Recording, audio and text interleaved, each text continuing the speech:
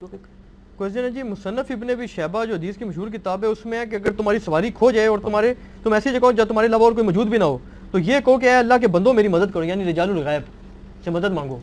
اور یہ مصنف ابن شیبہ کا تو نہیں مجھے پتا، وہ احمد بن حنبل کی کتاب الزہد کے اندر غالباً یہ روایت موجود ہے، بعض اس محدثین نے اسے حسن درجے کی کہا ہے۔ اس کی تعویل آپ پہلے تو کچھ روایتوں کے اندر تو ہے کہ اللہ کے بندوں یہی کہو گے نا، شاہ جی آپ آئیں اسلام آباد سے یہاں، آپ کی موٹر سائیکل گم جائے تو آپ یہی شور بچائیں گے نا، اللہ کے بندوں میری مدد کرو۔ ظاہری اس باب میں تو بالکل ٹھیک ہے کہ آپ وَتَعَاوَنُوا عَلَى الْبِرِّ وَالتَّقْوَى وَلَا تَعَاوَنُوا عَلَى الْإِثْمِ وَالْعُدْوَانِ۔ باقی رہا رجال الغیب والا، جس طرح بعض روایتوں میں آتا ہے کہ وہ فرشتے ہوتے ہیں، وہ یہ کرتے ہیں، یہ روایتیں دین کی جڑ کاٹنے والی ہیں، اس لیے ہماری کسی مین سٹریم کی کتاب میں موجود نہیں ہے اور قرآن کے بھی خلاف ہے۔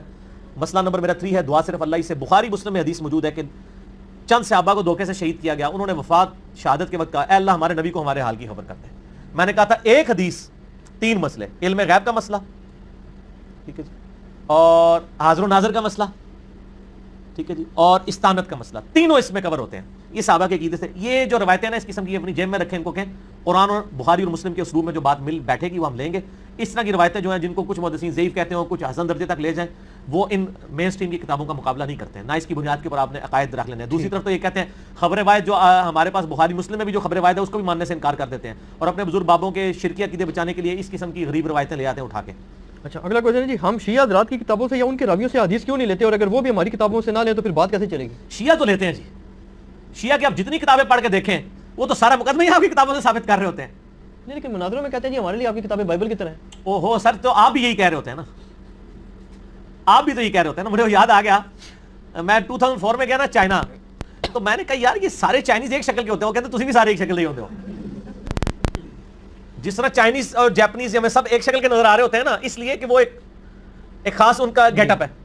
اچھا مجھے یہ بات سمجھ نہیں آئی، لیکن جب میں واپس ایئرپورٹ پہ آیا نا تو مجھے بھی لگ رہا تھا یار یہ کو بندہ انڈیا پاکستان کا لگ رہا ہے، تو میں کہا واقعی ایسی بھی سارے کو جی نظر آنے ہیں۔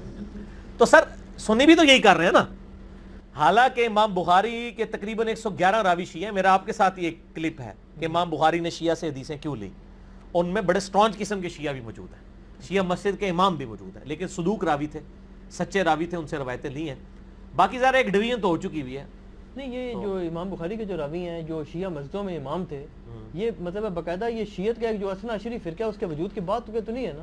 نہیں اسی کے بعد ہے نا، جب شیعہ مسجد کی بات کی جا رہی ہے تو مطلب ہے کہ سنی مسجد الگ ہے۔ مطلب امامت کا مسئلہ رکھتے ہوں گے یہ اتنی ڈیٹیلز تو نہیں آئی ہوئی ہے نا جی، اتنی ڈیٹیلز نہیں آئی ہوئی۔ اچھا، توحید ہر دین میں ہمارا مسلمانوں کا دعویٰ ہے کہ اسلام۔ اچھا میں اس کو پورا کر لوں نا، ٹھیک ہے، لیں آپ اچھا اپنے بڑے مطلب دی لو، کم از کم ہم غدیر خون کی حدیث بار بار بیان کر رہے ہیں نا، سنی شیعہ کے درمیان کامن ہے، آپ لیں، قرآن ہے کامن ہے، اس کو لیں۔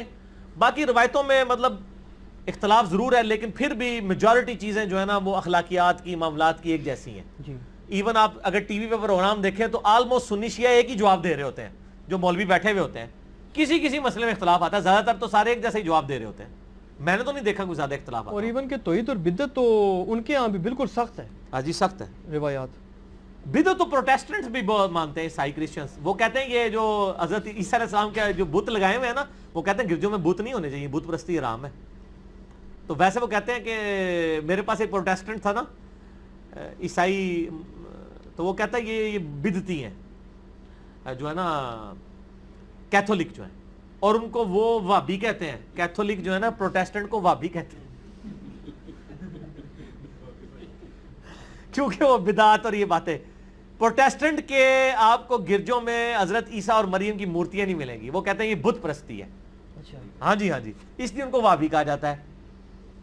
اچھا تو میں نے اس کو کہا، میں نے کہا یار آپ لوگوں کا عقیدہ ہے کہ حضرت عیسیٰ علیہ السلام جو ہے وہ اللہ کے بیٹے ہیں، کہتے ہیں استغفر اللہ، یہ تو عقیدہ بڑا غلط ہے۔ تو میں نے کہا پھر آپ کا کیا عقیدہ ہے؟ کہتا ہے ہمارا تو عقیدہ ہے کہ حضرت عیسیٰ ہی اللہ ہیں۔